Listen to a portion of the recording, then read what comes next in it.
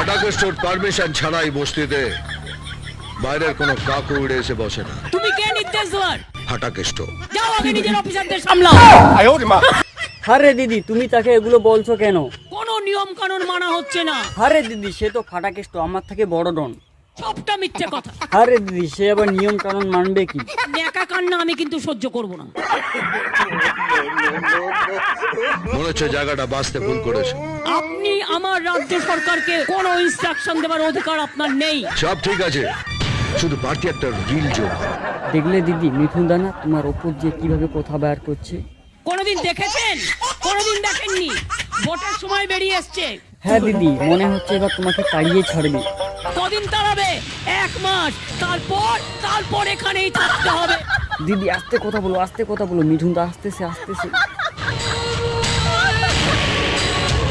আরে যে লজ্জা করে না?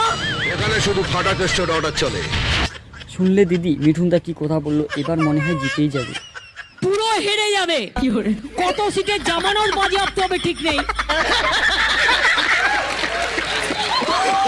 বাকি ছবিটা বসে বসে দেখো। দিদি আমি তো তোমার পাখির লোক, তাও আমাদেরকে ভয় দেখাচ্ছে। দেখলে? কি ভয় দেখাবে? হ্যাঁ দিদি আমি তো ভুলেই গেছিলাম আমি যে তোমার ভাইপো। এই তুই কে রে? যা এখানেতে ভাগ ভাগ। সালা মারবো এখানে, লাশ পড়বে শ্মশানে। দেখলে দিদি আমাকে কিভাবে গালি মারলো। এটা ইল্লিগাল। দিদি মনে হয় এবার মিঠুন দার সরকার আসবে। আমাদের সরকার আসবে এখানে। 50টা সিট আগে উতরাও। সরকার যদি পাবলিককে গাছতলায় দাঁড় করাতে চায়, তাহলে পাবলিকও সরকারকে গাছের মগডালে তুলে দেবে।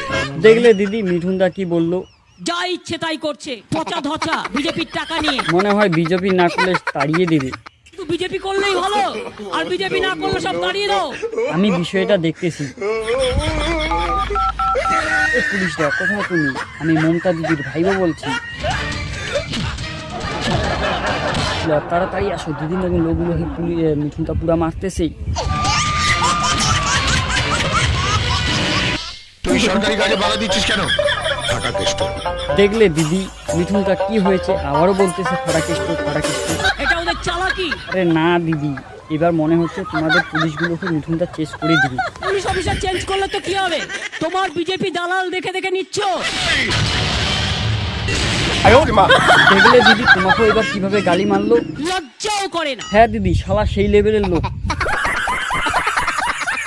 পুলিশের পেটানি 3rd ডিগ্রি পর্যন্ত। ইনস্ট্রাকশন দিচ্ছে। দিদি এগুলো কথা বাদ দাও। সে নাকি শুনলাম কালকে আমাদের মাহারি মোড়ও ঢুকবে। কোনো ছবি টবি তুলে রাখবেন। কেন দিদি? আর কিচ্ছু বলবেন না, চুপচাপ থাকবেন। আশা করি আপনাদেরকে এই ভিডিওটা ভালো লেগেছে। তো কাউকে সিরিয়াসভাবে নেবেন না, সব মাত্র এডিটিংয়ের মাধ্যমে এই ভিডিওটা বানা হয়েছে। তো আরও এরকম ভিডিও দেখার জন্য আমার চ্যানেলটাকে সাবস্ক্রাইব করে রেখে দাও। আরও নেক্সট ভিডিওয়ে আপনাদের সাথে দেখা হবে। জানি এই ভিডিওটা আপনাদেরকে ভালো লেগেছে।